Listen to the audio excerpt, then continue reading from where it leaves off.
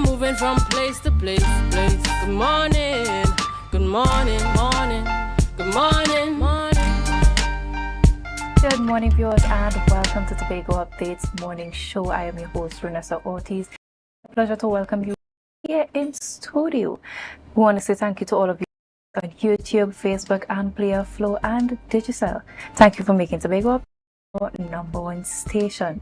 Joining me is my co-host Alex Brown. Good morning, Alex. Good morning, Renessa, and how are you? I am good. To have you back. Indeed. Now let me just tell you this, right? You need to account to the viewers for your absence yesterday. I even had a guest asking about your whereabouts and I could not give any account. So kindly account for your absence to your viewers, please, and thank you. I was unavoidably ill yesterday, but the most spirits thanks to the care of my mom and my grandmom. I am back here on studio this morning in front of the viewers to continue with our conversations here Very well. on Tobago Update. Happy to know that you're well. Viewers, before we further into the programming this morning, we head on over to news in 90 seconds. The Consumer Affairs Unit has officially published its grocery basket comparison survey for June 2026 to help residents stretch households. According to the basket findings, Penny Saver Supermarket in Canby recorded the baseline cost on everyday essentials at $164.10. Conversely, Sellers Shopping Mart in Charlottesville logged the highest overall basket price at $213. Analysts note that the customers can save up to $48.90 by actively comparing store prices. In environmental partnerships, the Tobago Reforestation and Watershed Rehabilitation Program has welcomed the Tropicus Beach Hotel and Resort as its first official partner under the Tobago Eco Stewardship Program. This sustainable tourism initiative integrates farm-to-table, culinary operations, and renewable energy transitions directly into local hotel infrastructure. To mark the activation, forestry officials joined the Signal Hill Secondary School Environmental Club for a tree planting exercise at the resort to cultivate breadfruit and other local staple crops. And finally, Tobago is positioning itself as a premier regional destination for medical tourism. A strategic policy framework outlines a coordinated push to combine the island's natural therapeutic landscape with advanced healthcare facilities. The initiative aims to capture global market share by offering specialized convalescent care, diagnostic screening packages, and eco-centric wellness retreats. Officials state this trust will diversify the local economy while upgrading baseline medical services for residents. And that was your news in 90 seconds. Tune in again at 6:30 p.m. for our full newscast. Alex, we have seen so many. I would say it has been quite a while since we've seen news that has been so calm. There is more of a good note, more as opposed to the general negative that we've seen in times past, especially as it relates to the reforestation program, the planting of the breadfruit trees. The planting of the breadfruit trees is a significant thing. Yes. One of the things we miss is that food crops grown in our climate, in our environment, are better suited to us than we really realize. Sometimes we think we have to go buying what comes from somewhere else, but what's here is designed for who's here. And the fact that a hotel takes this initiative suggests that there's the intent to offer some bit of a benefit. It would not be right away, but if you can serve on your menu what's grown on your property, then it's possible that the cost for food at this hotel is going to be a little bit lower, which in turn makes it a little more affordable for guests to stay. What is one of the things that draws guests? You know, it's interesting enough, Alex. It's something that I've always paid attention to in terms of the hotels here on the island of Tobago. I always say when tourists come to Tobago or to any other foreign country that is not native to their home, they usually want to experience and be a part of the culture of that island. Mm-hmm. So I think incorporating and having that menu that is native to Tobago, including your breadfruit, you probably have your oil down for the tourists to be a part of. They would enjoy that because that is them experiencing our culture, our local dishes, what we have to offer. And then when they go back home, then they are going to invite someone. I went to Tobago, I tasted their oil. I think you should go to Tobago and try it. And these are some of the ways that we can really help to advance our tourism product here on the island of Tobago. And I think the start is a good one in terms of planting of the tree, in addition to all the other benefits that there will be to tree planting. But I think that in particular is really a good signal to send. Indeed, and then that just goes right on the cusp of Tobago position itself as a premier destination for medical tourism. Especially when we speak about eco-centric tourism, I think it's about time that Tobago really positions itself as that, because we have so many things that we can offer in terms of wellness. We are seeing internationally and globally that there are a lot of wellness retreats that are focused primarily on nature and persons just wanting to get back to that sense of where they came from. Nature is where everything started, and having Tobago position itself in that way, we can really start bringing in a different demographic here into this space. And I'm not certain necessarily that we want too many people who aren't well. But what excites me about it is the fact that this has the potential to improve the quality of healthcare that's available to locals. Too often we try to focus what we're doing on somebody else's coming. But I think this has significant potential for benefit to residents, to Tobagonians. And one of the things I believe that tourism is about people coming to see what you have, not necessarily coming to see what you've prepared for them. I'm kind of excited about this and the possibilities for improved healthcare for Tobagonians. Indeed, indeed. Now, viewers, we're heading on to the celebratory segment of our morning. We're on to our birthday shout-outs.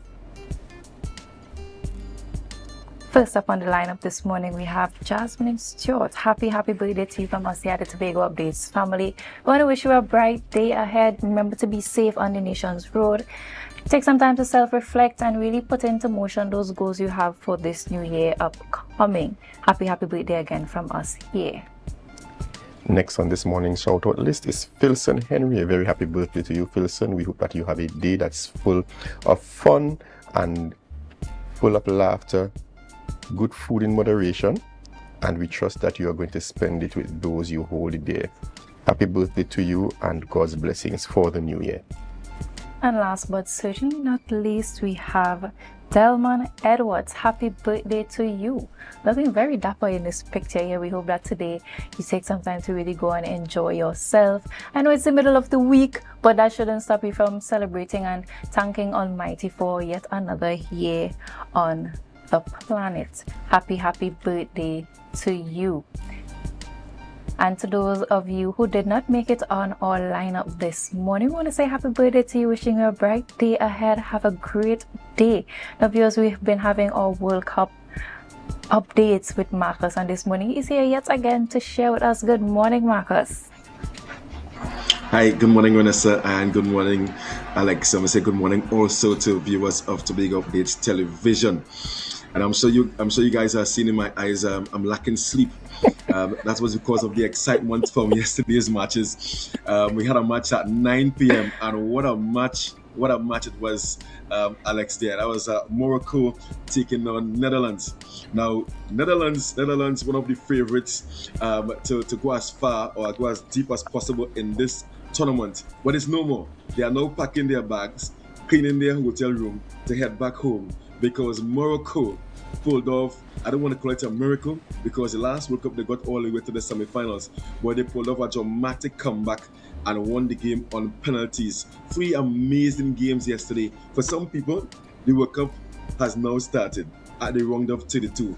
All the teams that would have gotten in to the round of 32 from the group stages, this is where we see in terms of how deep you can go with your squad and how you can handle pressure.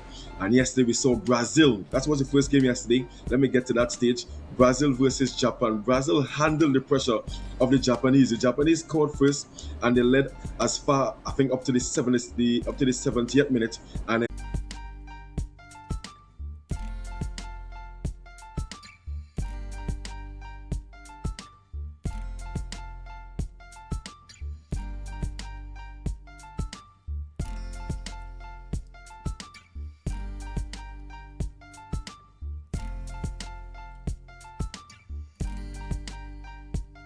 up for each other with unrelenting support that goes the distance. Rhythm lives in the tiny beats of our most intimate moments and the seismic roars of our biggest achievements. Rhythm is resilience in motion. So even when things go out of sync, we do what it takes to bring the rhythm back. At Flow, we understand your rhythm because we live it. That's why we're dedicated to building a network as resilient as you, with a team of familiar faces working every day to keep you on beat. You're at the heart of everything we do, and our commitment is to keep your rhythm flowing, no matter what. Okay. 335, 336, 337, 338, 339. Counting on your fingers again. No wonder you lose your business. Grandpa, thanks for helping me start over. You not lucky in business, you know. As a child, you tried to sell hog plum. That failed. As a teenager, you and your boyfriend tried to break into the jewelry business. But hey, where that boy end up? He live in Aruka in the Grove. The golden one. Oh, child, if you want to get into business, you have to have your financial records intact. But hey, do you know your numbers? Of course, 624 33. Oh, child, your numbers, your ratios, your equity ratios. You have a financial handicap. What? You need to see somebody about that. Anderson. Who? Anderson in Trinidad and Tobago, they offer tax and accounting services. They know about financial management. Grandpa, I started this business with nothing. And nothing is what you will end up with unless you call Anderson Services. Here. Okay, this card nice. Yeah. What's this? Your rental fee. Have business will pay rent. Hot and groovy in the sugar party.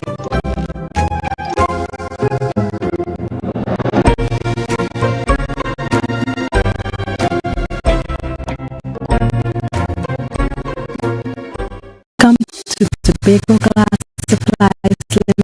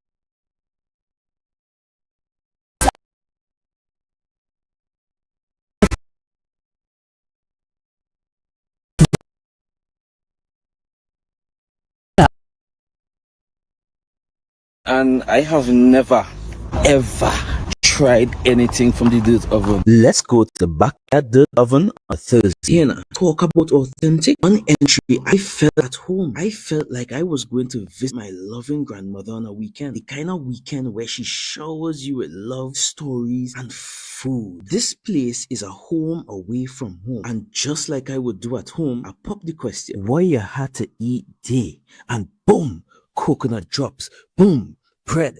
Boom, garlic bread. Boom, hops. Boom, coconut tart. Boom, jam tart. And boom, something they call nuts. And just like that, Mistress Baker was ready to pop them in the oven. And don't worry, she had some help. And while we was waiting, I said, let we hear from Mistress Baker herself. Well, we've been operating for a couple of years now. We started, this was a COVID project. We operate strictly on Tuesdays only. You don't keep stock, we only sell on Tuesdays. Such a sweet lady. Hey, Olia, it's ready. When last you see a nice golden brown bread, sir? Backyard bakery for the win. Olia, a GT. I finally get me the oven bread with a little extra goodies on the side. You might be asking, where they're located? They are located on Bukuru, right on Nightingale Avenue, right before Racetrack Wheels if you're coming from town. Just look for the green hedge. You can't miss it. Pause. Check out the menu they one time. Honestly, guys, this is an experience I will never forget. It's a home away from home, a place filled with love, life, and most importantly, good bread. Our world is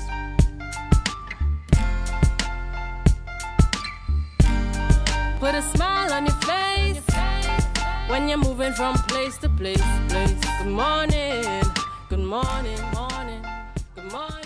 Viewers, thank you for staying with us. We had a bit of disruption, but here we are with Marcus continuing with his updates on the World Cup. Over to you, Marcus.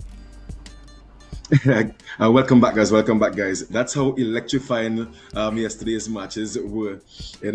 Just in talking about it, Tiantech intervened, but I'm back, and I was telling you guys in terms of yesterday's matches, Brazil versus Japan, a very exciting match, and Brazil got the better of Japan, albeit a late winner. And of course, at the end of the day, this is knockout stage. It doesn't matter how you get the victory, you get the victory, yes. And they are now going to move on to play the winner of either Ivory Coast or Norway, and those teams are playing today. And yesterday's other match, Germany, the big and mighty Germans, ranking 12th in the world, they took on to the 4th ranked Paraguay. And ladies and gentlemen, that game went to the long haul. It went to kicks from the penalty mark, having ended 1-1 at the end of regulation and extra time. And Paraguay, they played a very strategic game. They were very defensive from the first whistle to the end, and they got a goal. In fact, they scored first and Germany equalized late, and then the game went into penalties and Paraguay won 4-3, sending the Germans out. Now, Germany in the group stages, they in fact still have the biggest win in the tournament thus far. They won 7-1 versus Curacao, and a lot of persons thought that they would have gone very deep in the competition. But I mean, according to the captain, they haven't been good in all their matches, and they're now out of the tournament. And Paraguay, they have now qualified for the round of 16. Congratulations to them. And the last match last evening, Morocco. Yes, Alex? That's a bit of an upset, isn't it? For Paraguay, that's a massive. I mean, some persons based on the games that they have seen thus far, they will not call it an upset because Germans, as I said, if you know the Germany team, they are known to be very resolute, very strong when it comes to defense. I mean, the name Miroslav Klose, all-time leading goal scorer. In fact, he was passed by Messi this time around. But I mean, when you hear a Germany team, you think very strong, very resolute, and a former champion as well.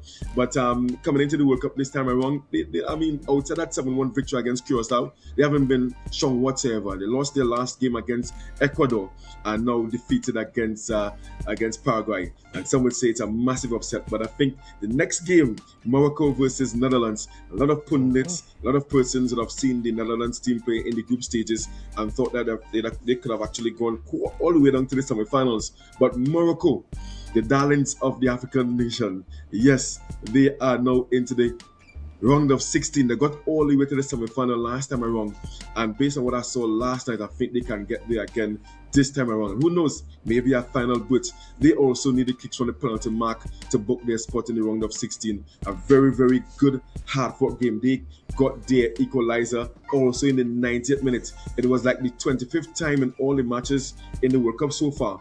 Teams got victories in the 90th minute. And if yesterday's games were anything to go by, expect some more fireworks today with Ivory Coast taking on Norway. Erling Haaland out of Norway. 4 goals so far to his name, taking on another African nation, and that's expected to be another big clash starting at 1 p.m. And then the all-time, I think the all favorites to win the World Cup, France, they are taking on Sweden. Now, Alex, I think this game can go down as what we have seen yesterday, This France versus Sweden game can go all the way. Now, people are going to say I'm not fancying France are going to say that, But don't write off this Swedish team whatsoever. They got in the back door, if you want to look at it that way, finishing one of the best third-place teams. And I'm expecting a hard-fought game against France. This game is going to be at 5 p.m. today. And then the final game today, our CONCACAF nation, Mexico taking on Ecuador. Ecuador also qualifying as one of the best third-place teams, taking on Mexico. Now, we are Mexico, the only team yet to concede in the World Cup, and they would have finished perfect 3 wins out of 3, and they are playing at their fortress, the Azteca, and you're expecting another sold-out crowd today supporting Mexico. So 3 big matches on today, 1 p.m., 5 p.m., and 9 p.m. I'm also expecting to be up late again, and expect me to be, of course, tomorrow morning with my eyes looking like I have no sleep whatsoever. Thank you so much, Marcus. We look forward to seeing you tomorrow. Fantastic. As you continue to update us. Have a wonderful day, guys. Same to you. Now, viewers, moving swiftly along into the programming. I got to call you Marcus. I wonder why. Alex, what's in store for our viewers this morning on the rundown? This morning is an interesting morning. We have 2 major discussions. We're talking helping female entrepreneurs, and I think that's one of the things that the society would be happy to hear. So we're talking helping female entrepreneurs, and certainly we look forward to that. As well, we're talking Tobago Cultural Export Initiative. Now, interesting that we're having this discussion this morning, because yesterday we were talking with Dr. James, and one of the things he hinted to, and I said probably we can talk about it some more with him in the days to come, is the idea of exporting non-physical stuff. I think this might be a good segue into that discussion that we should have with Dr. James sometime later. I agree. Based on what we know about this conversation this morning, we'll allow it to unfold as we continue to the conversations this morning. If you stay right here, we'll continue with these conversations when we return from the break. And remember to share the live, share the live, share the live.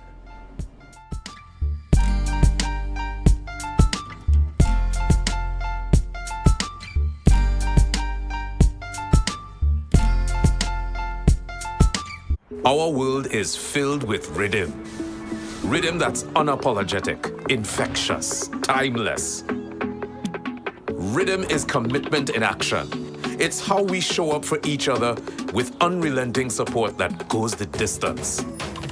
Rhythm lives in the tiny beats of our most intimate moments and the seismic roars of our biggest achievements. Rhythm is resilience in motion. So, even when things go out of sync, we do what it takes to bring the rhythm back.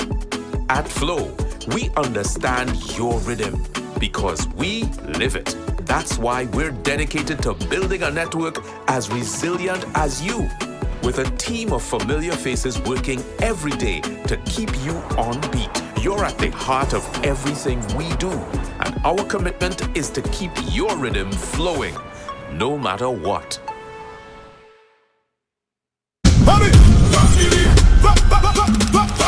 From the reef to the road. From the reef to the road. From the reef to the road. Tobago calling. Sweet vibes, sweet wine, everybody falling. We bring the culture straight to you. Tobago updates, we keeping it true. Oh gosh. Tobago updates. On the screen, here we go. You're home for October, carnival show. From the big stage shine to the rainbow line. We bring Tobago to the world in real time. Tobago updates. Tobago updates. Carnival 2026. We said the pace. Wave your flag. Anywhere you're there. Anywhere.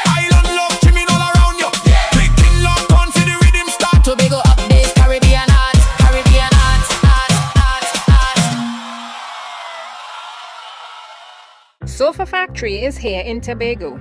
Conveniently located Montessori Drive, Glen Road, Scarborough. Up to 20% off on select sofas for customization. Deals on some sofas from as low as $4,000 until stocks last. 10% off on all wardrobes. Half off on shower heads with the purchase of a vanity set. Come in and experience the new way to shop for furniture and see the quality in person. Coming up, hot plates, cold drinks, and chilled vibes were the order of the month in Antigua and Barbuda. Top chefs, tasty menus, influencers, and foodies. The boxes were ticked, kitchens buzzing, and grills fired up. It's the one and only Antigua and Barbuda Culinary Month with Caribbean Passport TV on this station. Stay tuned for what's coming next. My name is Carpage. I'm the head coach of St. Jago High School boys track and field team. My name is Joseph Small. I am the head coach of the girls female program. Preparing an athlete is not just running on the track. You have the mental aspect, you have the nutrition aspect, and you have the support and the motivation. So there's a lot of factors that we have to look into, and we have to try to see how best we can deal with them as best as possible. Be viewing Caribbean Medical TV on this station. Okay. 335, 336, 337, 338, 339. Counting on your fingers again. No wonder you lose your business. Grandpa, thanks for helping me start over. You not lucky in business, you know. As a child, you tried to sell hog plum. That failed. As a teenager, you and your boyfriend tried to break into the jewelry business. But hey, where that boy end up? He live in Aruka in the Grove. The golden one. Oh, child, if you want to get into business, you have to have your financial records intact. But do you know your numbers? Of course, 624-333. No, child, your numbers, your ratios, your equity ratios. You have a financial handicap. What? You need to see somebody about that. Anderson. Who? Anderson in Trinidad and Tobago, they offer tax and accounting services. They know about financial management. Grandpa, I started this business with nothing. And nothing is what you will end up with unless you call Anderson Services. Here. Okay, this card is nice. Yeah. What's this? Your rental fee. Have business will pay rent. Hot and groovy in the soca party.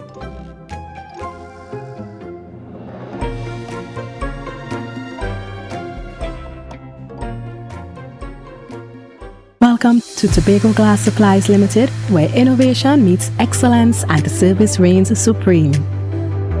Our commitment is simple: to provide high-quality, innovative aluminum, vinyl, and glass solutions for both commercial and residential spaces.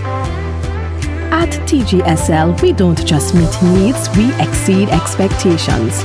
Our range includes the finest aluminum cladding options, setting new standards in durability and style. Driven by our passion to elevate, we aim to be the leading supplier in the Caribbean market while retaining our identity as a family-owned business. Because at Tobago Glass Supplies Limited, it's not just about products. It's about relationships, it's about you. Innovation, quality, service. That's Tobago Glass Supplies Limited.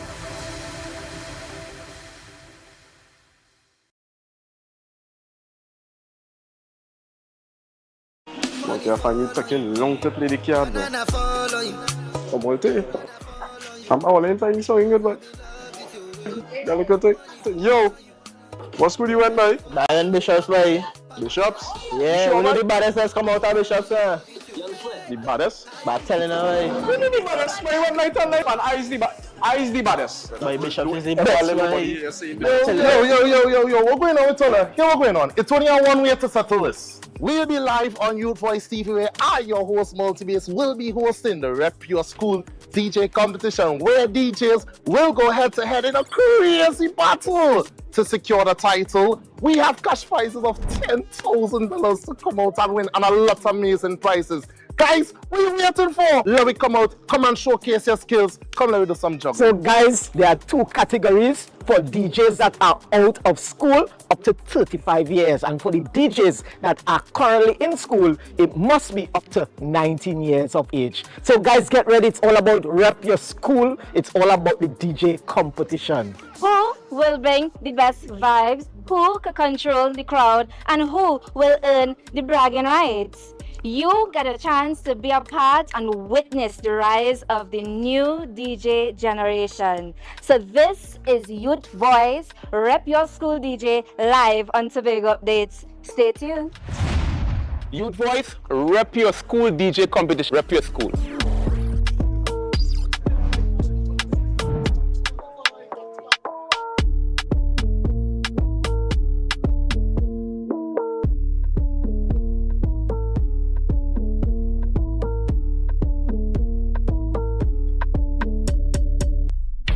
The Caribbean is more than just a place.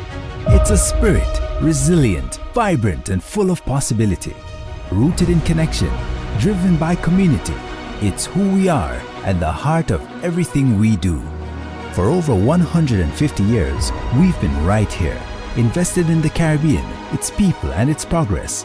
And today, we're going even further.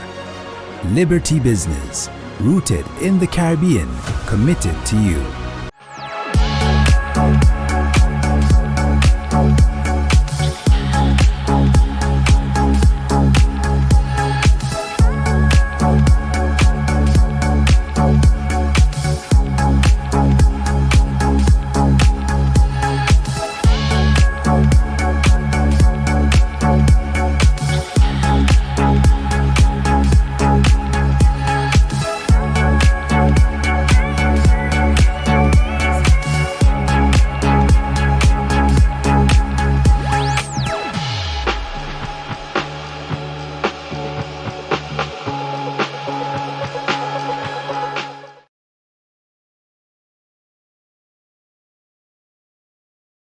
Sofa Factory is here in Tobago. Conveniently located Montessori Drive, Glen Road, Scarborough. Up to 20% off on select sofas for customization. Deals on some sofas from as low as $4,000 until stocks last. 10% off on all wardrobes. Half off on shower heads with the purchase of a vanity set. Come in and experience the new way to shop for furniture and see the quality in person.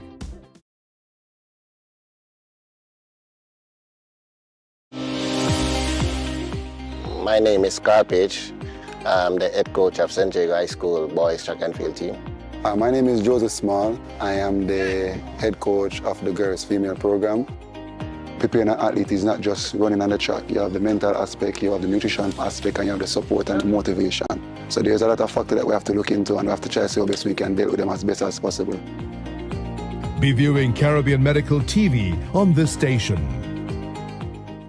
Okay. 335, 336, 337, 338, 339. Counting on your fingers again. No wonder you lose your business. Grandpa, thanks for helping me start over. You not lucky in business, you know. As a child, you tried to sell hog plum.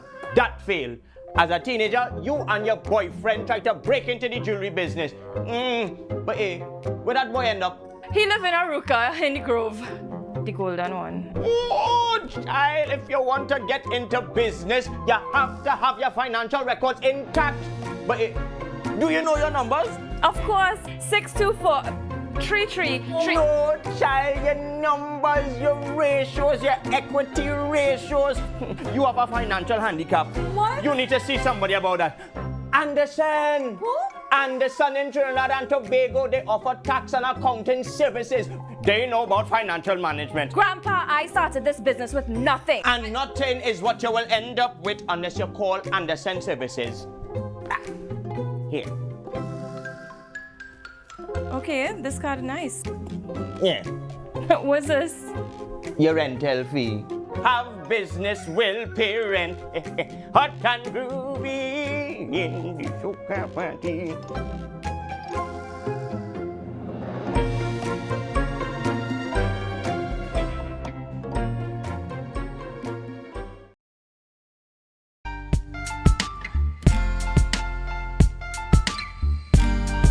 put a smile on your face when you're moving from place to place. Good morning, good morning.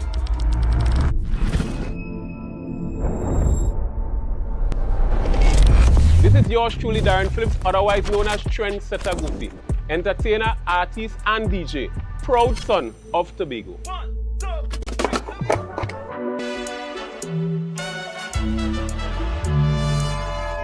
For years, I've used my voice to connect people through music, culture, and entertainment. Every day on radio, we tell Tobago stories. You know when Trendsetter tell all it's full vibe, it's full energy, we carry the speed right up, right up, right up, right up, right up. Whether it's on radio or on the decks, culture has always been my passion. Now that passion is taking me beyond Tobago, beyond the Caribbean, to Munich Carnival in Germany.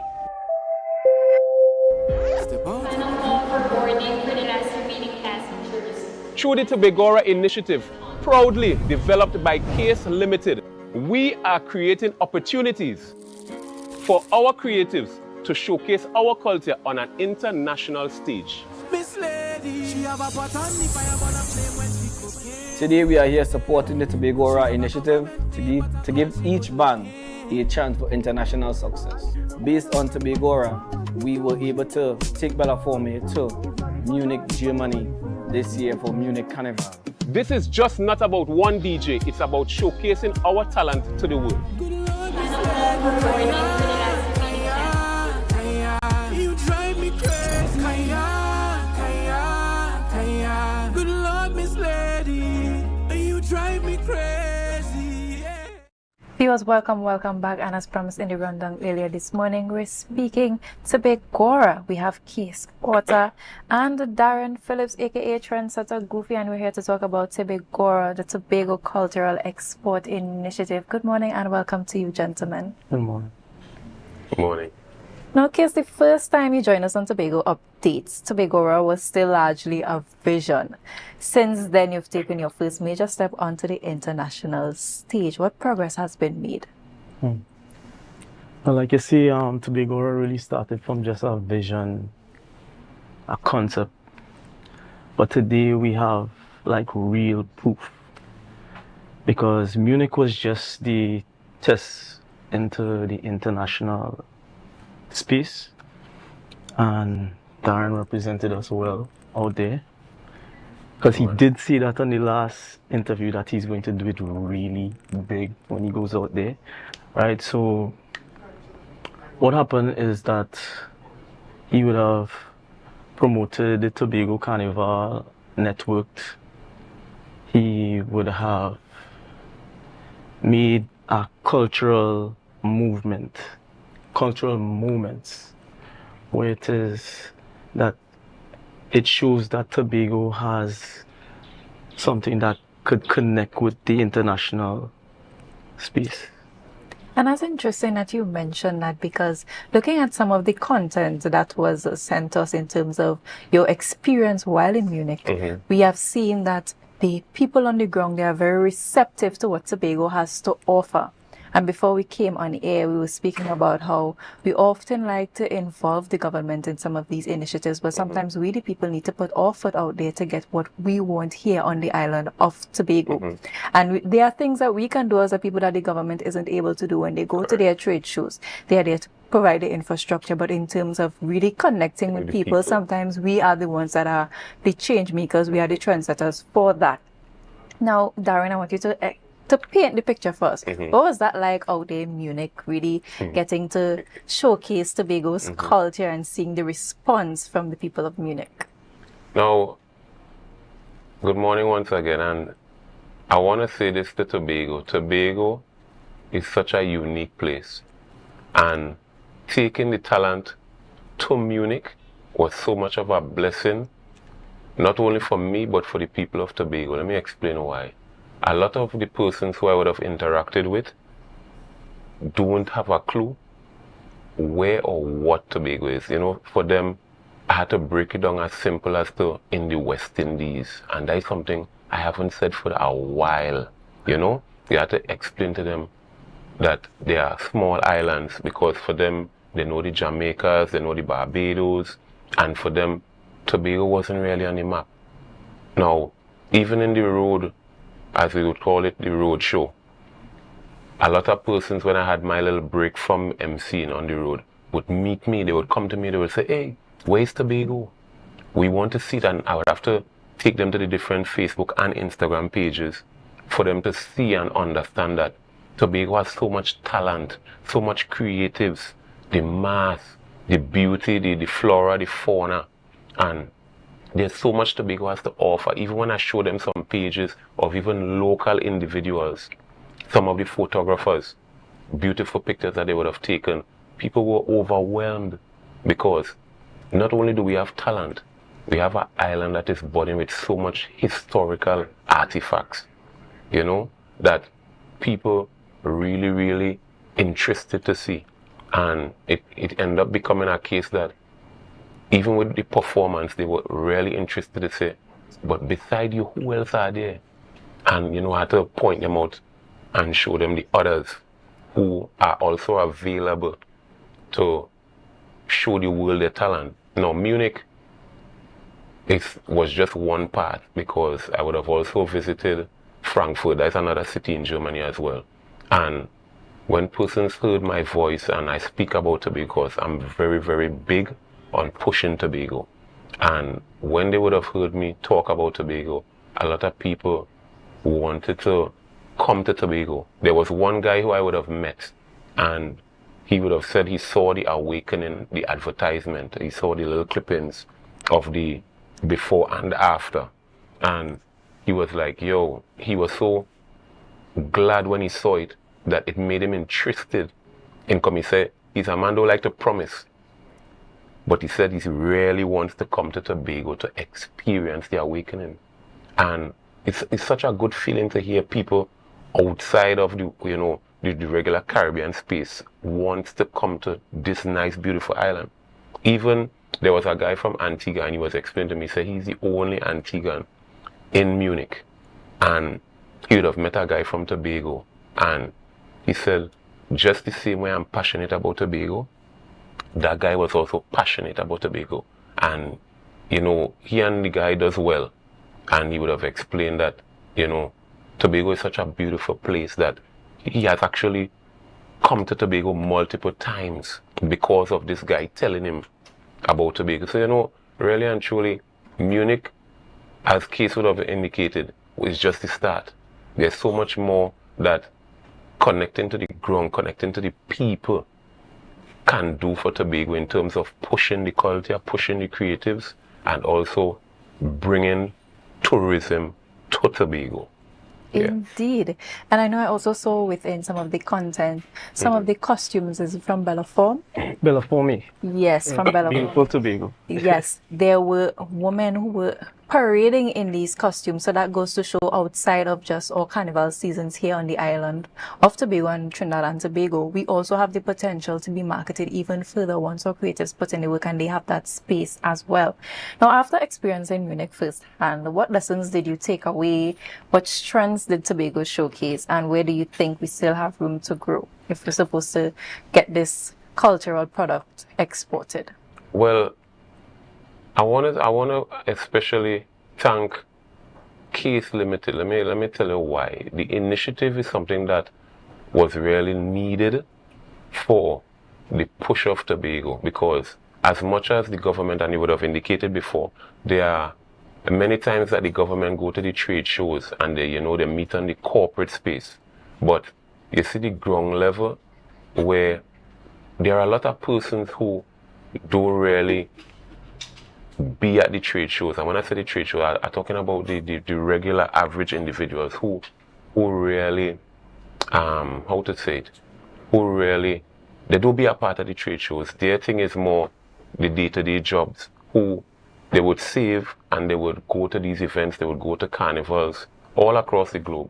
And now that the Tobagora initiative is out there, we now are meeting the ground level people to bring them to Tobago. Because one thing I could say, a lot of the persons from Munich, from Frankfurt, Italy, Switzerland, Austria are going to come to Tobago. Because those are some of the places I've been while on the Tobago initiative for the Munich Carnival. Those are some of the places I've been to.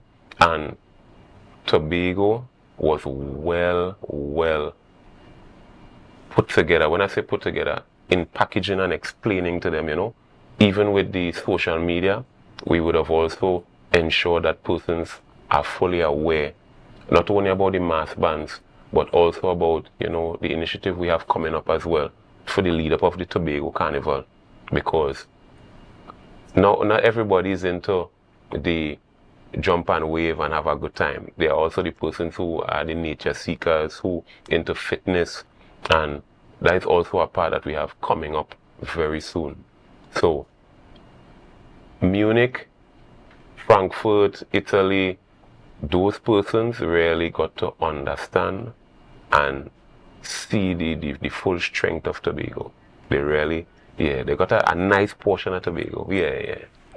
But gentlemen, I want to thank you so much for coming on this morning. There's so much more that we could talk about, but I'm sure in time to come that you'll be back here again to speak more about your pre-carnival initiative that you will be hosting on the weekend of October 24th and the 25th. And I'm wishing you guys all the best in your Tobago initiative, that you continue to spread Tobago's culture and export it to parts of the world where persons have not heard of it before, and that we can also invite them to come here and experience what we have here in beautiful Tobago.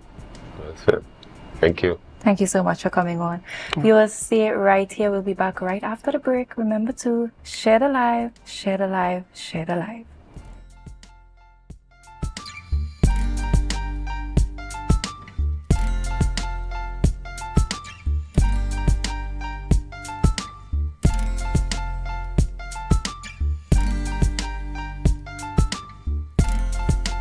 Coming up, hot plates, cold drinks, and chill vibes were the order of the month in Antigua and Barbuda. Top chefs, tasty menus, influencers, and foodies. The boxes were ticked, kitchens buzzing, and grills fired up.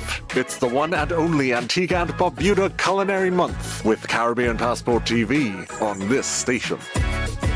Stay tuned for what's coming next. My name is Carpage. I'm the head coach of St. Jago High School boys track and field team. My name is Joseph Small. I am the head coach of the girls female program. Preparing an athlete is not just running on the track. You have the mental aspect, you have the nutrition aspect, and you have the support and the motivation. So there's a lot of factors that we have to look into, and we have to try to see how best we can deal with them as best as possible. Be viewing Caribbean Medical TV on this station.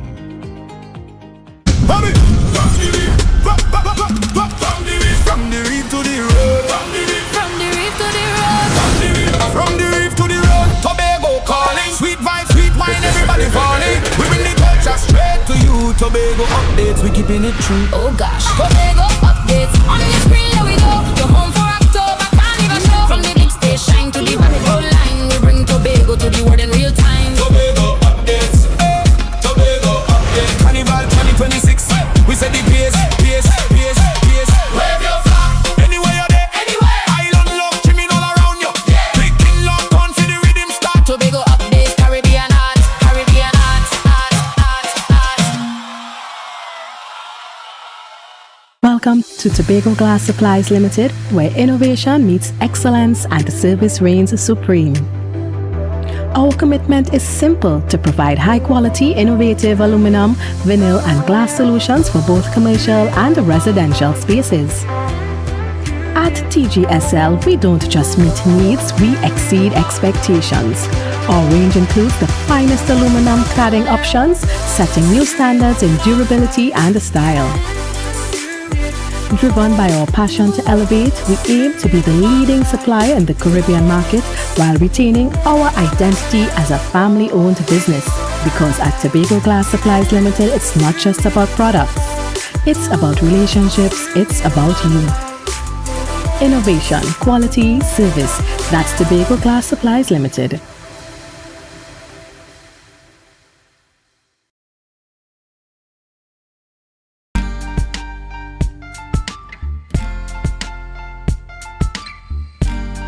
Put a smile on your face when you're moving from place to place. Good morning, good morning, morning, good morning, morning.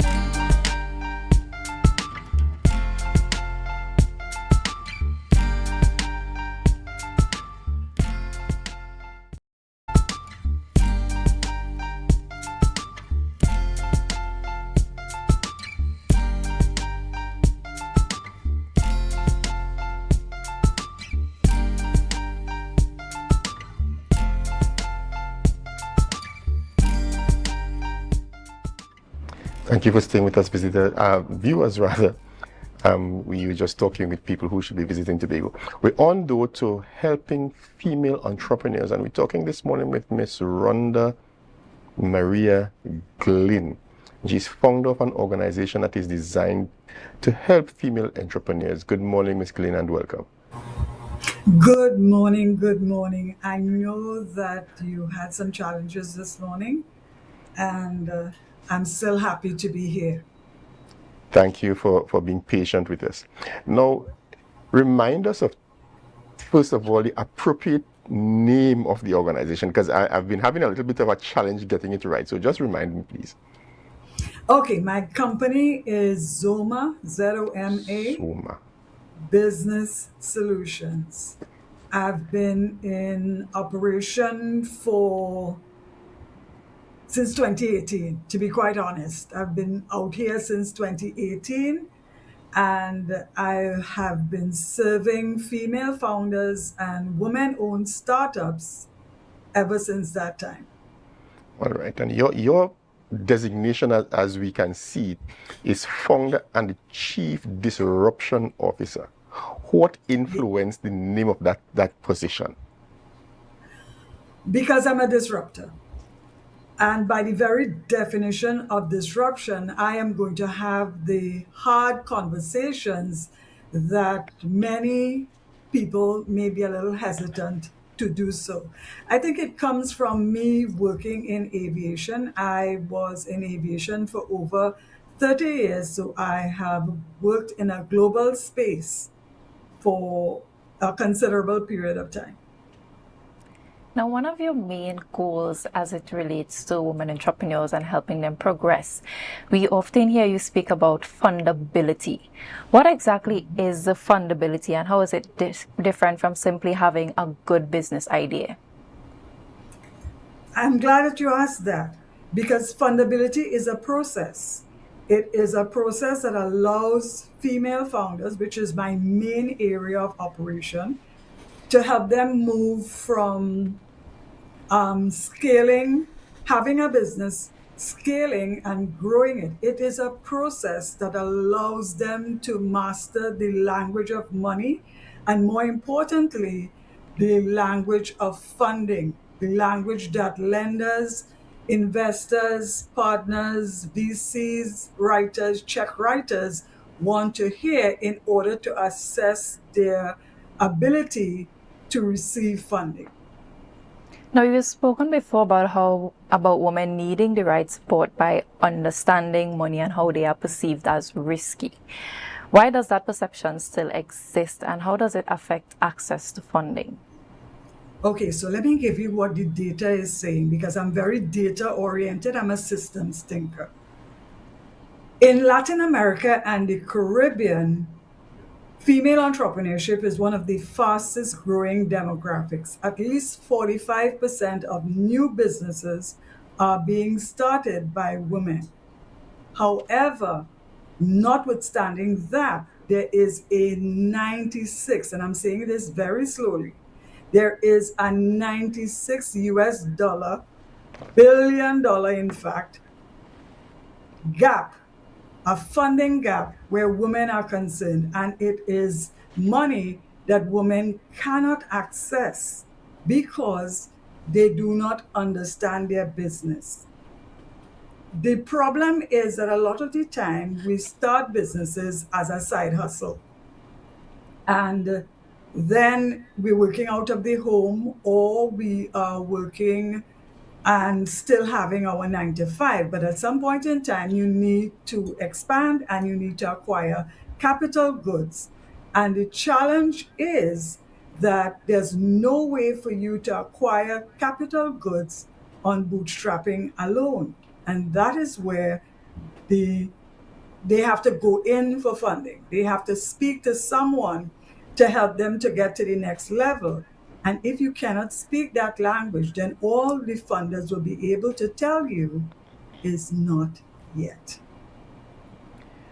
This is an interesting paradigm, as it were, because we have women and men coming out of the same society, but basically you're saying that in large part, women don't seem to understand the approach that needs to be taken in terms of how to move or to scale their businesses to a place where it becomes something that people who write checks are willing to fund. What have you been able to assess would be the reason why in the same society men seem to understand this thing that women don't? And I'm glad that you asked that. The challenge really is that women have never been taught the language of money.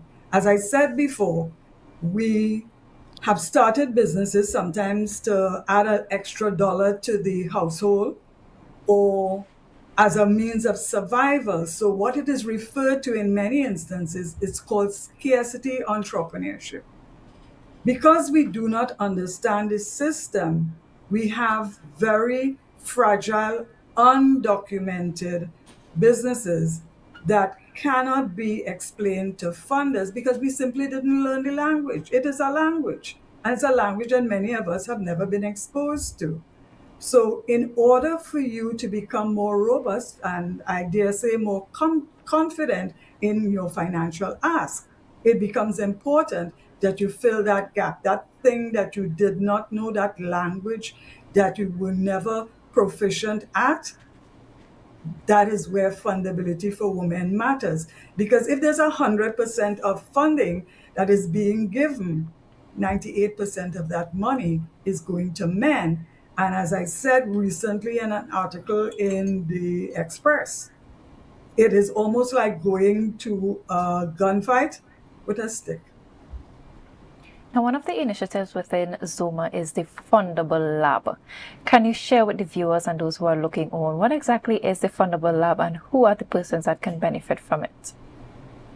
But before we even talk about the Fundable Lab, I'd like to talk about Power Circle.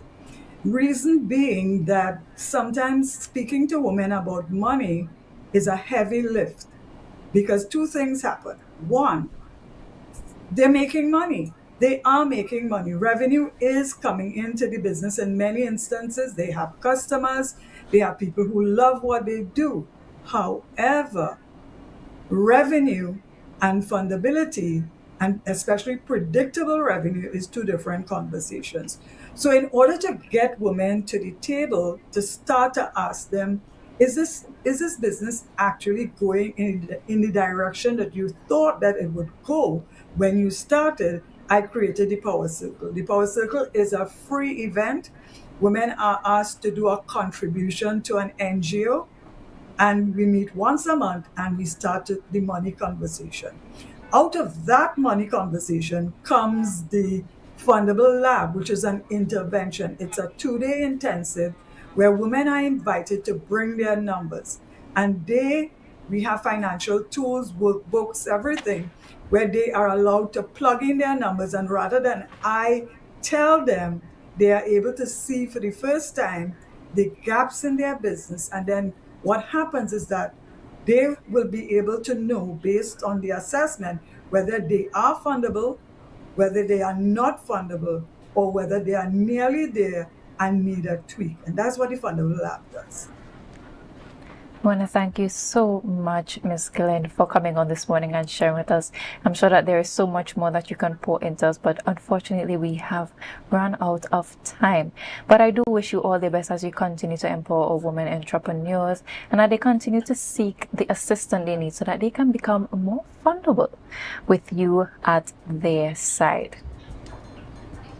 Thank you so much. For more, they can check out my website, which is www.rondaglynn.com, and there's a landing page for Power Circle as well as the Fundable Lab. Thank you so much. So viewers here at Tobago Place, I want to say thank you for staying with us. Up next, we have GMT, and remember to Share the life, share the life, share the life.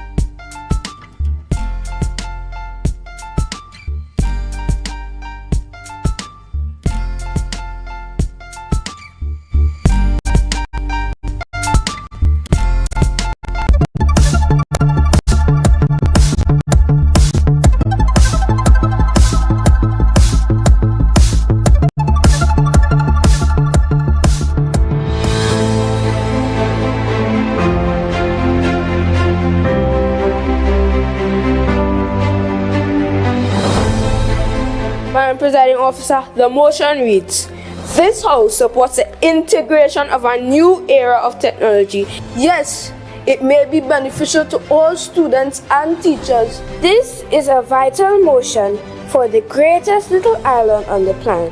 And I want to begin by saying how proud we are as a Tobago House of Assembly to be a part of the third primary sitting. So as the speaker before me indicated, these are things that we dream as children. But it's always important for the next generation to provide opportunities for those to come after them that they did not get themselves. We try to do our part as a all day while we outreach programs going through the year and try to educate children as much as possible about what parliamentary politics is about how it is that our politicians govern, how it is that they think, and what it is that they get in the chamber, what it is that they are supposed to behave, what guides their behavior, or standing orders, what is the role of major players like our officer, what chief secretary. The training, I wouldn't consider that hard, but it was very engaging.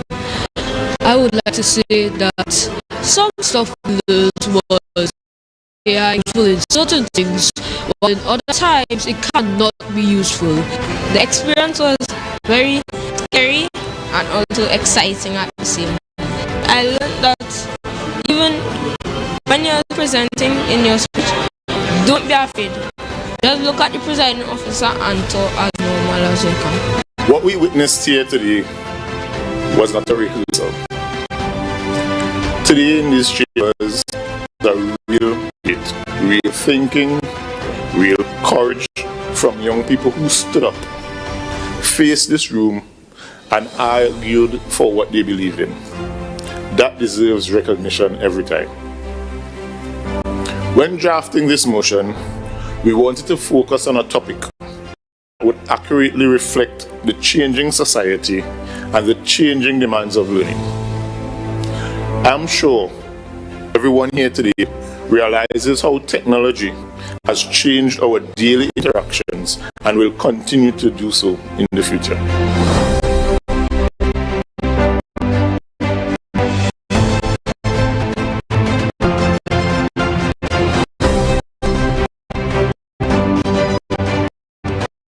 The action of the Department of Information, Office of the Chief Secretary, Tobago House of Assembly.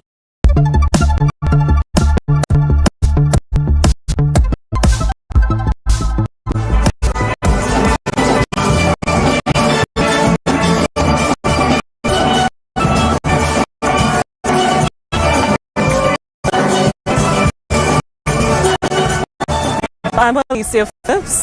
I'm president of the Council Open Bible Ecclesiastic Symphony, and we're the host of the 5th annual Gospel Steepan Festival. This year's event takes place at the Park Culture Complex and it's on April 11th at 4 p.m. Admission is absolutely free, and patrons can expect to hear a song of 10 Steepan groups playing sweet gospel music. This is a fun type family event. You see the young, you see the old. There are lots of refreshments on sale, and it's just an atmosphere with sweet Steepan and better yet, gospel Steepan music, which is common for most people, but most people can judge because it's gospel music. This This year is heavenly revolution. It's a song of glory, a call to Christ is coming soon. So we expect you to be here, listening to this beautiful span with heavenly rhythms.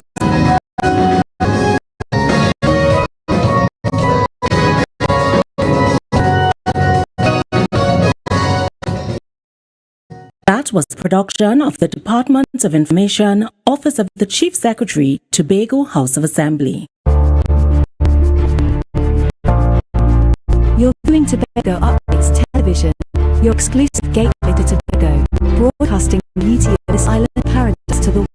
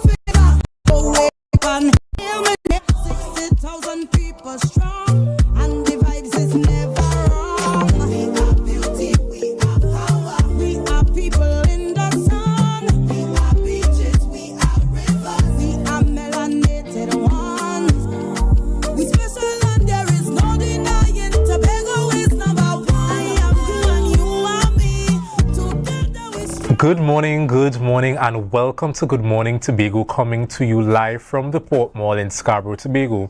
And yes, viewers, as you can see from our live shot, this morning seems to be one of those other rainy mornings. So again, we're urging you to be safe on the nation's road. Now, I am Luke James Strim, and I am pleased to be your host for this morning's excellent conversations. Now, before we get into the fun part, here is your news in 90 seconds. The Consumer Affairs Unit has officially published its grocery basket comparison survey for June 2026 to help residents stretch their household budgets. According to the basket findings, Penny Saver Supermarket in Canby recorded the lowest baseline cost on everyday essentials at $164.10. Conversely, Salon Shopping Mart in Charlottesville logged the highest overall basket price at $213. Analysts note that savvy customers can save up to $48.90 by actively comparing store prices. In environmental partnerships, the Tobago Reforestation and Watershed Rehabilitation Program has welcomed the Tropicus Beach Hotel and Resort as its first official partner under the Tobago Eco Stewardship Program. This sustainable tourism initiative integrates farm-to-table culinary operations and renewable energy transitions directly into the local hotel infrastructure. To mark the activation, forestry officials joined the Signal Hill Secondary School Environmental Club for a tree planting exercise at the resort to cultivate breadfruit and other local staple crops. And finally, Tobago is positioning itself as a premier regional destination for medical tourism. A strategic policy framework outlines a coordinated push to combine the island's natural therapeutic landscape with advanced healthcare facilities. The initiative aims to capture global market share by offering specialized convalescent care, diagnostic screening packages, and eco-centric wellness retreats. Officials state that this trust will diversify the local economy while upgrading baseline medical services for residents. Tune in for the full newscast at 6:30 p.m. That was your news in 90 seconds. Viewers, don't run away yet. We're just going to take a quick break and we'll be right back. But you know you just have one job. That's to share the live, share the live, share the live.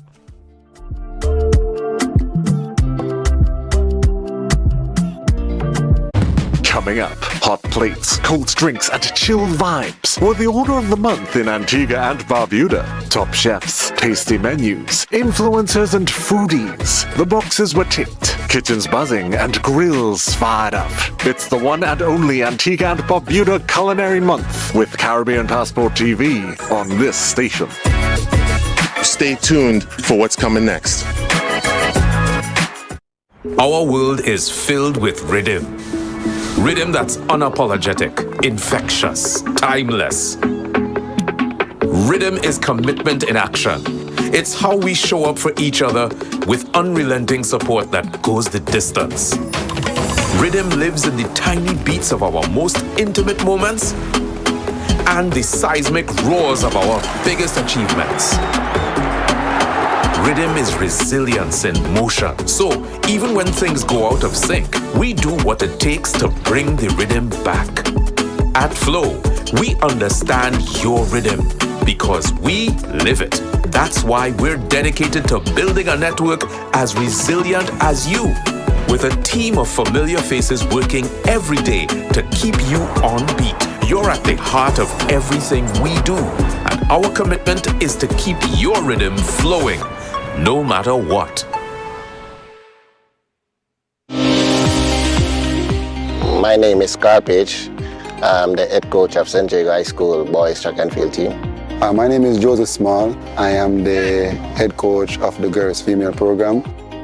Preparing an athlete is not just running on the track. You have the mental aspect, you have the nutrition aspect, and you have the support and the motivation. So there's a lot of factors that we have to look into, and we have to try to see how best we can deal with them as best as possible. Be viewing Caribbean Medical TV on this station. Sofa Factory is here in Tobago. Conveniently located Montessori Drive, Glen Road, Scarborough. Up to 20% off on select sofas for customization. Deals on some sofas from as low as $4,000 until stocks last. 10% off on all wardrobes. Half off on shower heads with the purchase of a vanity set. Come in and experience the new way to shop for furniture and see the quality in person.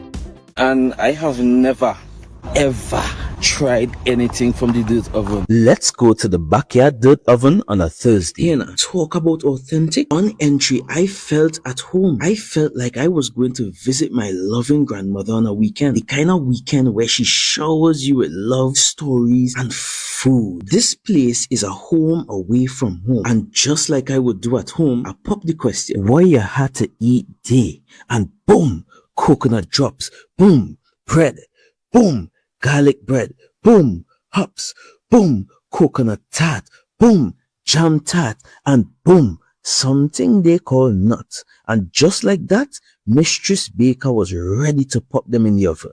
And don't worry, she had some help. And while we was waiting, I said, let me hear from Mistress Baker herself. Well, we've been operating for a couple of years now. We started, this was a COVID project. We operate strictly on Tuesdays. Tuesdays only. You don't keep stock. We only sell on Tuesdays. Such a sweet lady. Hey, Olia, it's ready. When last you see a nice golden brown bread, sir? Backyard bakery for the win. Olia, a GT. I finally get me the oven bread with a little extra goodies on the side. You might be asking, where they located? They are located on Bukuru, right on Nightingale Avenue, right before Racetrack Wheels if you're coming from town. Just look for the green hedge. You can't miss it. Pause. Check out the menu they one time. Honestly, guys, this is an experience I will never forget. It's a home away from home, a place filled with love, life, and most importantly, good bread.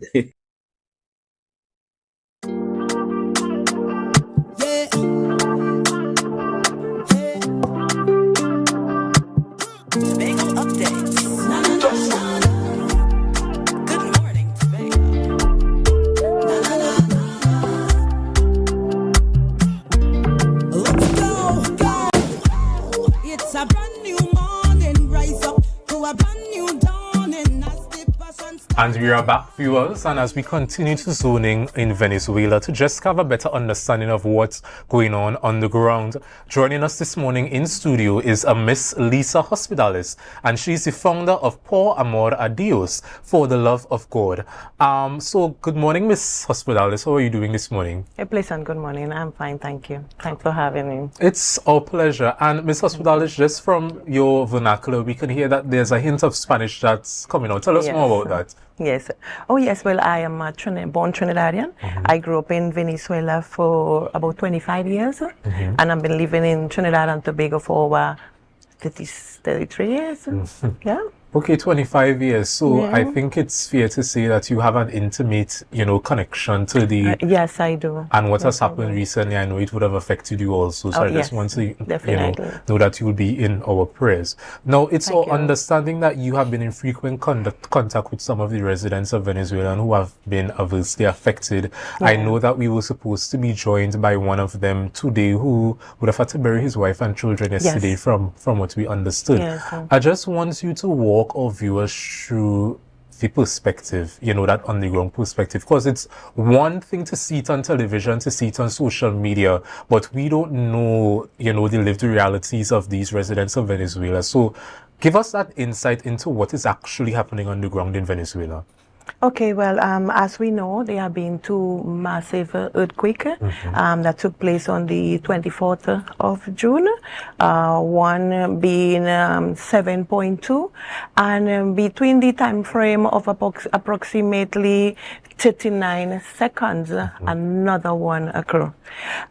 Based on information getting from persons there, actually one of them very close to me, they are a bit traumatized, and one of the things that they had expressed is the way how it felt when they ran to the street, the road, the pavement seemed as when they are in the sea, that kind of wavering stuff. And we also understand that they had been approximately 130 aftershocks. Wow. Yes, recently there was another one took place on the 27th, the magnitude 4.6.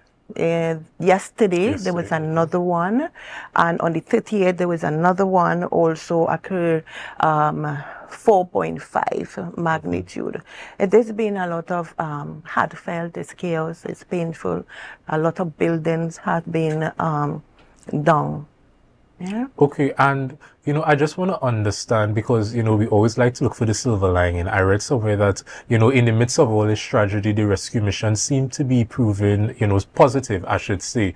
Walk us through that. Do you have any information on the rescue efforts that have been happening in Venezuela? Yes. A lot of countries, I will say more than 12 nations, have joined hands in this rescue team.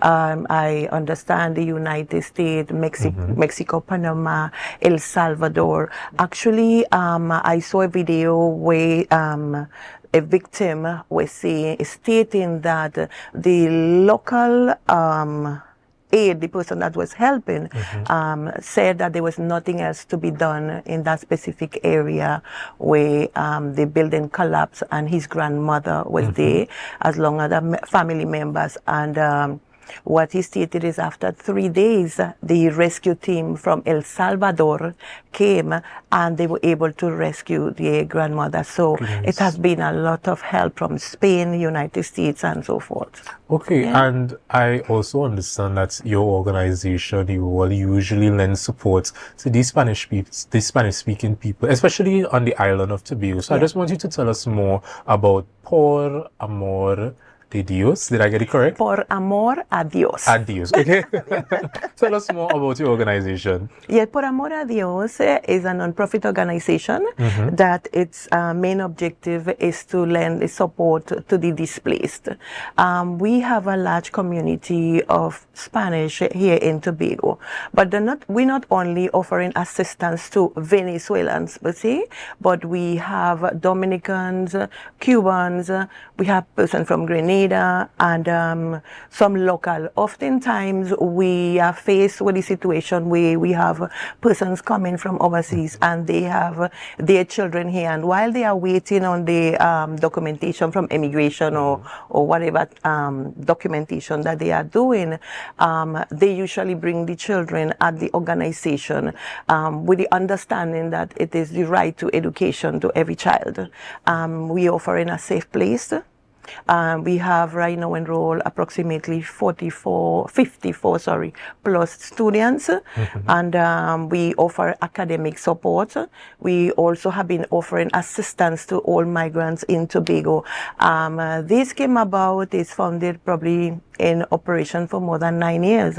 And during the COVID time was that peak season in which, as the name says it, por amor a Dios, for the love of God, was really indicated. The Lord had actually placed in my heart the need to see about those people.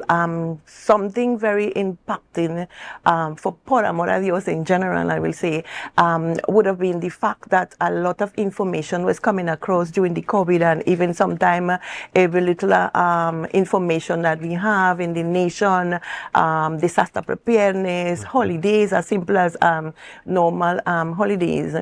The migrant population, I noted that would have been at a disadvantage because they would not want to actually, because of the language barrier.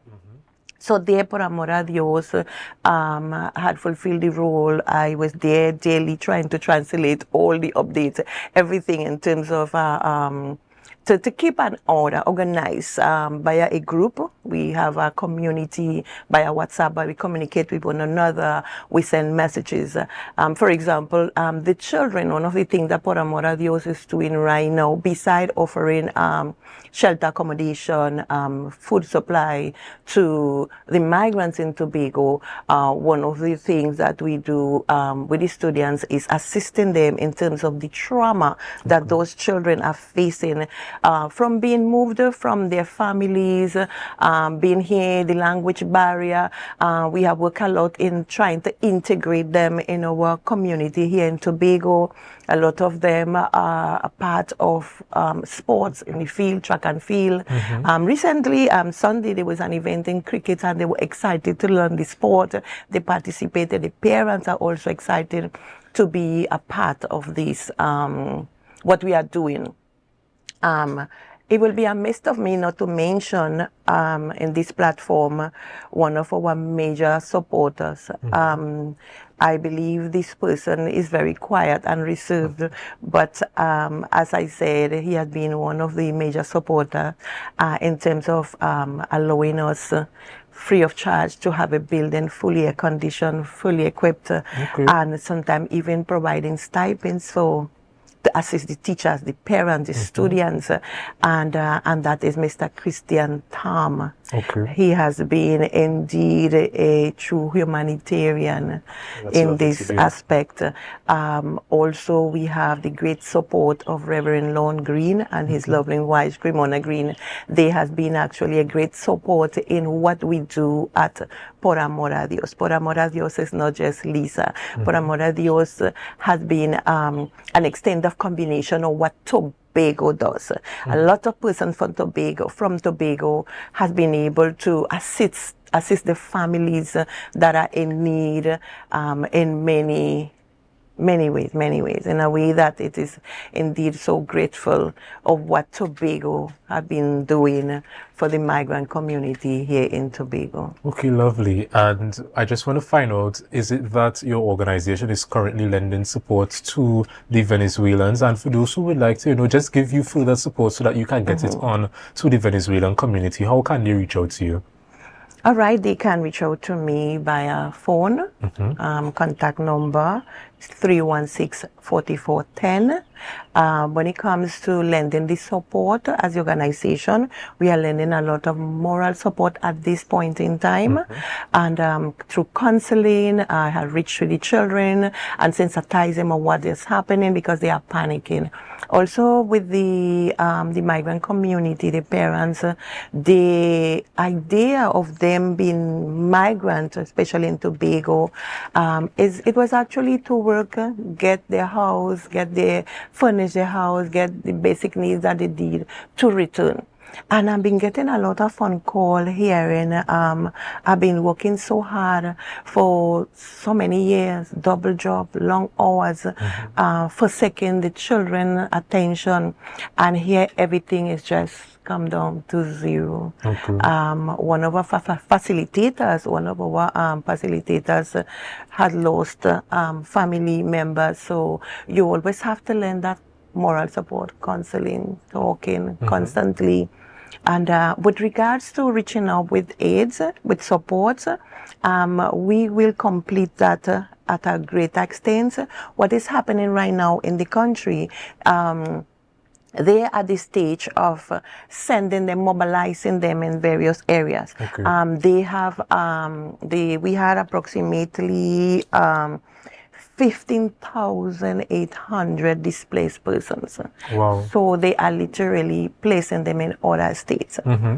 And what it is better now, from Trinidad, there has been a lot of help.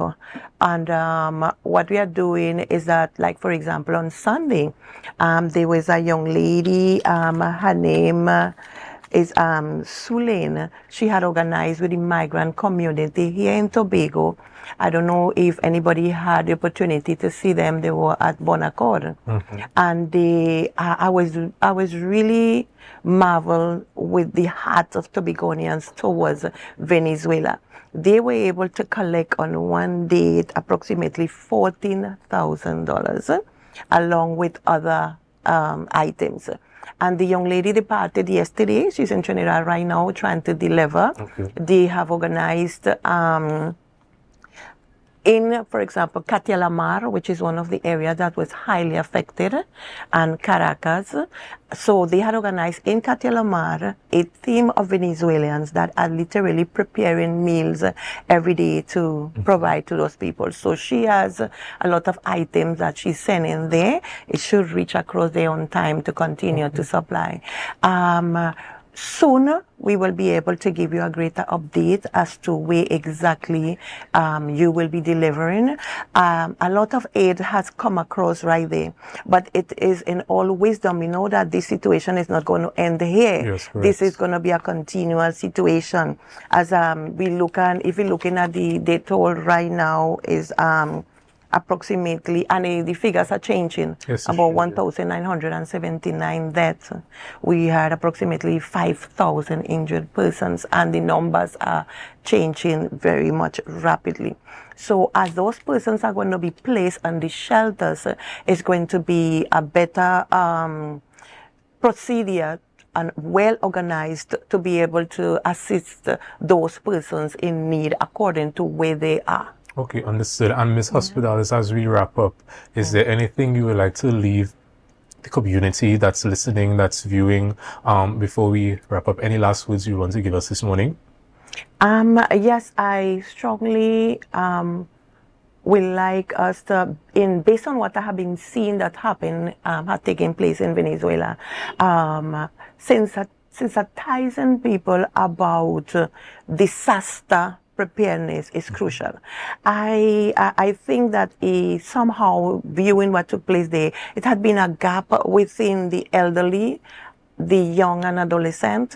I strongly believe that we need to be prepared, understanding what took place in Venezuela. We know that Venezuela is located within the Caribbean plate and the South America plate, and that shifting is what take place. Of course, Trinidad and Tobago did not felt it much due to where it happened. It happened more in the land. But we don't know what could take place. We can't tell what nature can do, but I will really love to see more preparedness and sensitizing the young people and the elderly constantly about what they should do, because a lot of chaos took place because person was actually, panicking and so forth. And also, it's much more than what we see, what we have been hearing, what we have been hearing. It is critical, it's chaos, it's a lot of pain, anxiety, a lot of lack of hope in what is taking place, but nevertheless, we serve a God that is mighty, and I strongly believe that His grace is sufficient for those people. And also we'd like to say thank you, a heartfelt thank you to the community, to Tobago especially.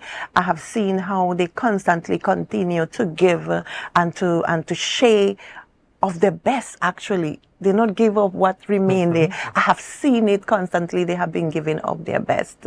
So, as I said, more sensitization about disaster preparedness, and as to how to contribute, to continue constantly contributing to those people, because as we have seen, this has not stopped having had 130 aftershock, some of them reading 4.6, 4.5, and it's constantly. And one of the greatest thing I would love all Tobago to do, not only for Venezuela, but for all nation, is pray. Okay, amen. The only thing we could do is pray at this point in time, and God is a God answer. He answers praise. He hear our praise. Lovely. Yeah. So, Ms. Hospitalis, I would like to thank you for taking time out this morning just to sit down and chat with us. Now, we have a culture here on Tobago Updates where before we go off to break, we like to tell the viewers to share the live, share the live, share the live 3 times. Yeah. But seeing that we have such a mix of, the languages, I'm asking, can you say it for us in Spanish, please?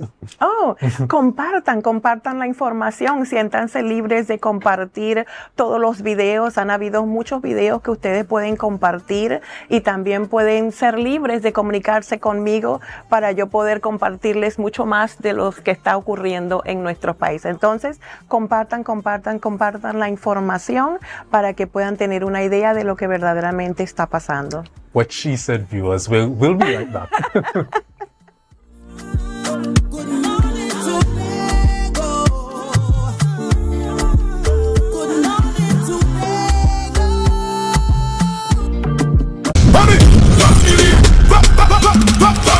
From the reef to the road. From the reef to the road.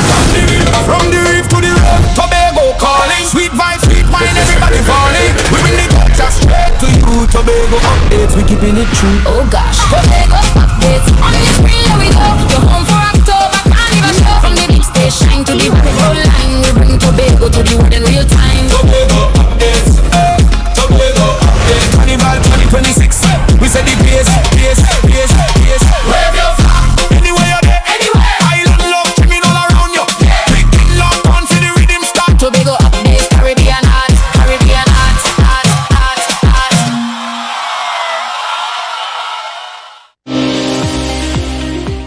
My name is Carpage. I'm the head coach of St. Jago High School boys track and field team.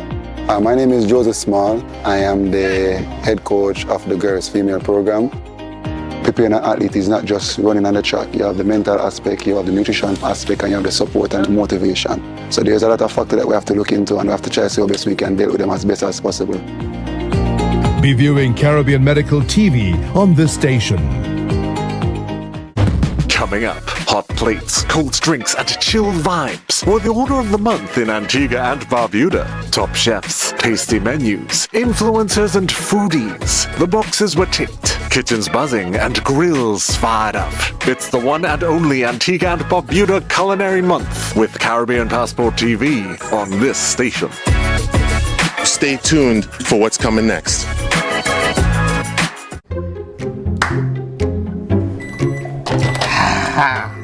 Nice. If I have to call a supervisor one more time to sign off on a customer because their financials are in a mess, I will scream. Hey, don't scream in a bank. That have lockup in it. It's either they're not registered properly, or you know what? We could just forget about annual returns, right? Compliance is a bad word to most of them. All your compliance out of here. But let me eat. What is wrong with Trinbagonians? I mean, it has so much help they could get out there. Well, you know, Trinis, we don't like to spend we money. But you know what? Be comfortable with losing we money. That making any financial sense. What people should do is call Anderson in Trinidad and Tobago. Wait, what? Anderson in Trinidad and Tobago? Anderson in Trinidad and Tobago Tax and Accounting Services. Yeah, they offer helping from registering your business to filing your tax. My lunch is over. Wait, tell me more. No, go and scream in the bank. You go and scream in the bank. No, Antoine, don't get one sooner.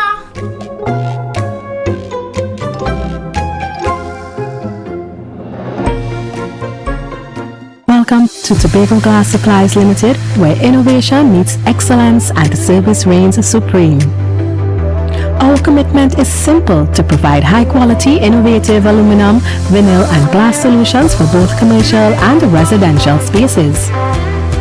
At At TGSL, we don't just meet needs, we exceed expectations. Our range includes the finest aluminum cladding options, setting new standards in durability and style. Driven by our passion to elevate, we aim to be the leading supplier in the Caribbean market while retaining our identity as a family-owned business. Because at Tobago Glass Supplies Limited, it's not just about products. It's about relationships, it's about you.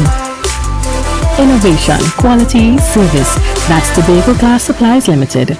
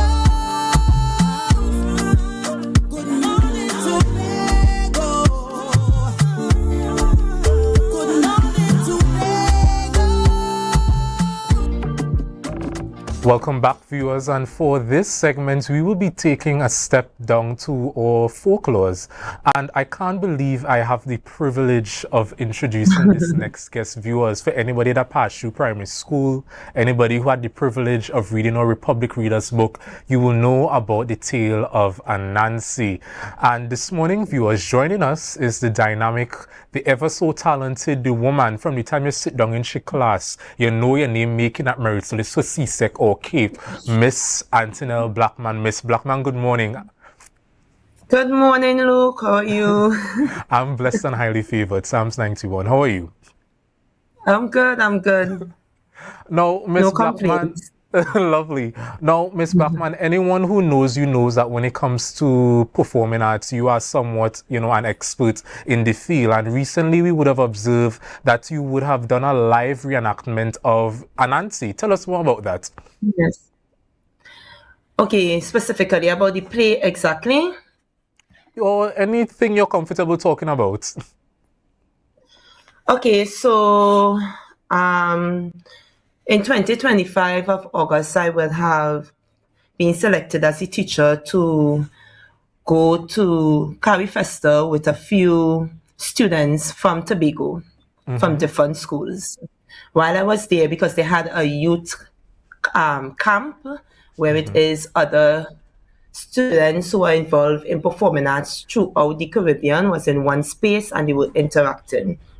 While I was there, I would have met Mr. Robert Rennie. I met him from hearing his work. I was walking through the corridor and I was like, do we have an adult here? And when I looked, I saw it was children, so I was amazed. And we immediately started talking and networking. After Carry Festa, we were still talking and networking about performing arts. He's very passionate. And then he would have invited me to present a theatre production, and I would have told him that the recent play that I would have mounted was Anansi, and he was excited and he invited me. When it is I was trying to put a cohort together to go there, I didn't want to just choose persons from a school, to be very honest. I wanted to choose persons who are passionate about performing arts, and this is something that they really want to do. So the young people who went with me, who are here with me because we are still in St. Lucia, we return tomorrow, are passionate young persons who are actively involved in performing arts, whether it be through heritage, acting, dance, music. All of us came together and we are here and we will have presented Anansi children from primary schools, and because I would have created a style of theatre where it's more children's theatre. So I would have said that I wanted children for the audience. And we presented yesterday, and I tell you, those children were so engaged, jumping up, singing, clapping, wanting to come closer to see the costumes. It was a very amazing experience for me and also for the entire team involved. Especially when we sing in Tobago folklore folk songs and they are dancing to it and singing the next part of it. That was a really nice experience for us all. Okay, lovely, Miss Blackman. And I just want to find out why Anansi, because we know that Tobago and our country has so many different folklore too that we could have pulled from, but Anansi seemed to be your choice. Why? For me, to be very transparent with you, I cannot say why I chose Anansi. Okay. Right? I just had work to do, and I was like, okay, I don't know what it is I want to do. And just sitting by myself and just reflecting, and Nancy came to me, and I started doing the necessary research and write the script specifically for this work that was presented yesterday. Okay, lovely. And I just want you to take us behind the scenes of the preparation for this theatrical production, because you did say that the difference with, the individuals you were working with is that they were children. So I want you to take us behind the scene when it comes down to prepping and training and rehearsing. What did that look like for you compared to probably dealing with professionals? Okay, so I just want to backtrack. The audience were children, so that was something that was not clear for me. Okay. The persons who are involved are from ages 15, well, it's just 15 and 16-year-old, and coming out of that is 18 to 26 years old. So it's youths specifically that is involved. I really like working with youths because youths have an energy that anything is possible when it is you're trying to put a show together, right? Working with them, when I'm working with doing any type of directing work, I'm not the type of that this is my idea and everybody have to just do this. I love persons to feel engaged in the process. So persons come with their creative idea and so forth. The dance, the writing of the songs, the arrangement of the music, everything was done by youths. So when there's dance, there's drama, there's music. So for choreography, we had Alexandria Stewart. She did all the dances, choreographed all the dances, and she's an excellent person. She had persons who are not dancers getting the moves and so forth. She's really gifted in that area. Then when we had a panist, which was Jaden Phillips. Then we had Andre James, who assisted with arranging the music. He plays the drum, and also he was the set designer for the play. So all in all, as I said, the work itself is a creative piece of work that everybody could feel like this work belongs to them. So that is basically a style that I like to use to keep persons engaged. Okay, lovely. And Ms. Blackman, from your perspective, because you said it was a youthful cadre of individuals, why do you think it's important that young people like us get more involved into this retelling of our folklore stories? Because it's who you are. It's part of your history. It's part of the people who came before you. What is a person who doesn't know their history and who they are? That's a lost individual. So even if it was not even a Nancy, it's very important for people from any country to understand the space that they live in. It explains a lot of things in terms of the way people behave, the cultural space that you're living in, and all of these different things. And when persons feel a connection to their history, it contributes to an immediate connection to citizenship, because you will feel an identity within the space. You feel a connection to the space. So when it comes to you representing Tobago, like what it is we did yesterday, it is a direct connectivity. You feel a sense of pride within self and pride within the space that you're living in, because you understand. And especially in a space where it is at our first world, third world countries and all these different things, when you engage in this folk singing and dance in different dance groups or drama groups and so forth, and you delve into history, it makes you see your history of one that is of value.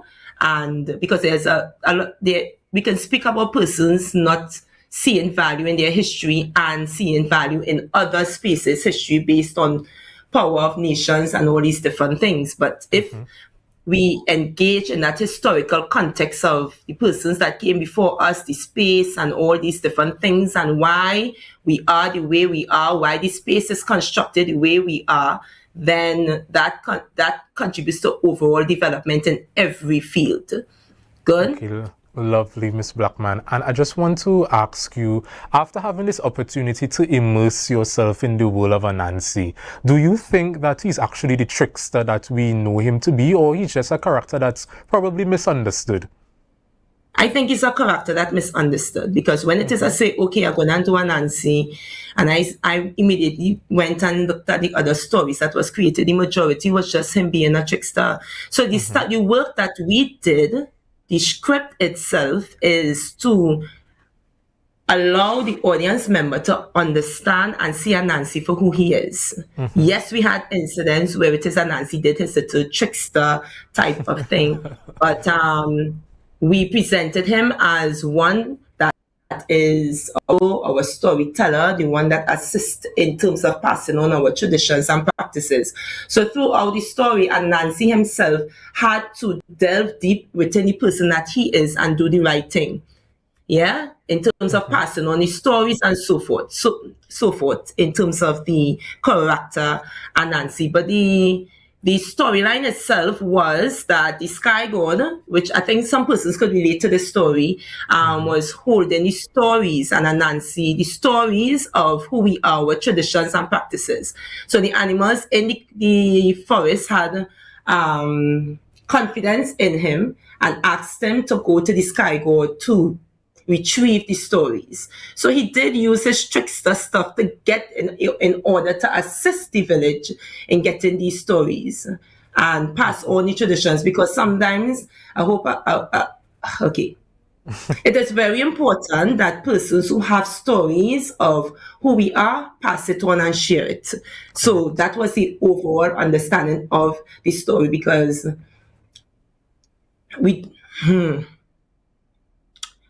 they have to pass it on. They can't keep it to themselves. Okay. Let's end it there. Yes, it's they have to pass on everything that is of us. All our history, our stories, what this folklore dance mean, what this song means. We have to pass it on. We don't want that the elderly person keeps the stories, because that is what we was basically saying, and they leave, and the stories is not passed on to the future generation. So Anansi was a representation. It's very important that we have that oral tradition. Yes, it's very clear. It's very important that, we have that collaborative relationship between the younger generation and the older ones who are more experienced. And I want to ask you, when you think about our folklore, are there any other stories or characters you see yourself probably doing another live reenactment for? Look, I just can't answer these questions. These things just come to me, and I'll be like, okay, I have to do this. So maybe when I get more engaged in it, maybe I can do some form of research alongside with it, and I see other characters that have a connectivity with it, with the overall themes that I'm looking at, then yes. But to say that I want to do this and I want to do that, I really cannot answer that question. Sorry. I understand, and it's no problem, Miss Blackman. But I just want to ask, can we expect right here in the island of Tobago to see this live reenact, especially with, Heritage Season on the edge? Can we expect to see a live reenactment of Anansi right in the island of Tobago? Well, I am so disappointed that you asked that, because I had a show on the 24th of June and it was free, and I was very pleased with the amount of people that showed up, because I was really catering for a small number. In my mind, I was thinking, okay, it's a Wednesday, just put out chairs for like 50 to 75 people. Very young persons and them run the show, so when they come to St. Lucia, they will have confidence in the performance. I didn't want St. Lucia to be their first performance. So hence the reason the show was free. It was ready for them to have an audience and so forth. And I had a Google form. When I look at the Google form, I was like, who's spending money on all these chairs? I said, nah, good. Because it had like 200 persons that was there, and we were very pleased. So the show was shown already. I'm not sure if I will run it again. That would have to be based on the cast willingness and availability to run the show again. Okay, and that's why I asked, because, you know, old people have to say when it's nice, you do it twice, and I think that the island needs a next reenactment of Anansi. And, you know, Miss Blackman, wrapping up, I want to ask you, if you could leave our viewers with one lesson from Anansi's story, what would it be? I want to think, sure. Right, this is one of the lines that the Sky God told Anansi when it is he was doing the wrong thing. That you are powerful within yourself, and you need to tap into your greatness and become and walk the path that is destined for you. Don't look for other ways to achieve or shortchange yourself to achieve a specific goal. And all in all, sometimes we don't like to go through the path that we have to walk.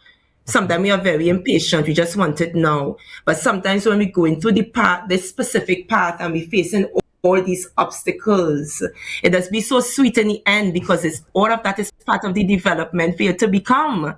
Yeah. So walk your path, walk with God, and yeah. Thank you so much, Miss Blackman, for leaving us on such an inspiring note. I just want to urge you to keep up the great work. You are doing an amazing job. You know, I'm one of your biggest fans, so I just hope that you keep doing what you're doing. And I want to thank you so much for joining us here on Good Morning Tobago. Take care. No problem. Thanks for having me. All right, viewers, so it seems to me, by all indications, we have reached the end of our conversations for this morning. I want to thank you all once again for always choosing Tobago Updates to just sit back, relax, and start your mornings on the right note. Now, before I run away, I just have one free work for you to do, and that is to share the live, share the live, share the live. I'll see you all tomorrow.